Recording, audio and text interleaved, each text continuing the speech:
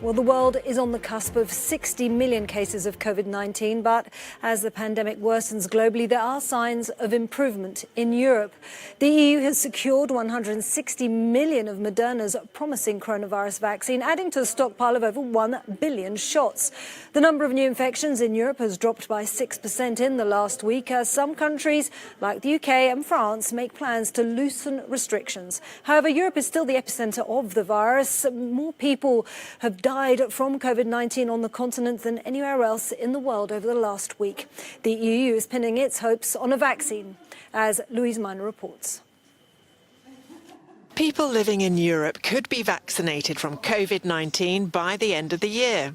That from the European Commission President. It follows the news the EU agreed a sixth contract to buy 160 million doses from Moderna and is working on a seventh deal. Ursula von der Leyen urges all 27 nation bloc members to prepare their logistical chains ready to roll out millions of doses. The first European citizens might already be vaccinated before the end of December. And there's finally light at the end of the tunnel. And yes, as I've said, vaccines are important, but what counts is vaccinations. Member states must get ready now. We're talking about millions of syringes. We're talking about cold chain. We're talking about organizing vaccination centers. We're talking about trained personnel that is there. You name it, all this has to be prepared.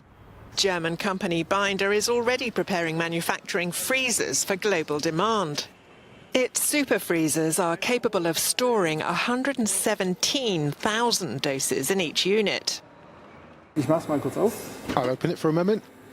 You see here, it's no different from a normal fridge, only the insulation is much thicker. You can also see it here, if you compare. You have refrigerants in there, natural refrigerants, and if you open it now, you can see how cold it is. There's a difference of over 100 degrees between the inside of the freezer and the outside, and vaccines are stored in these boxes.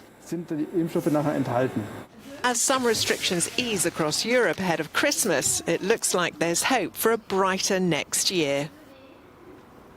Louise Miner, Euronews.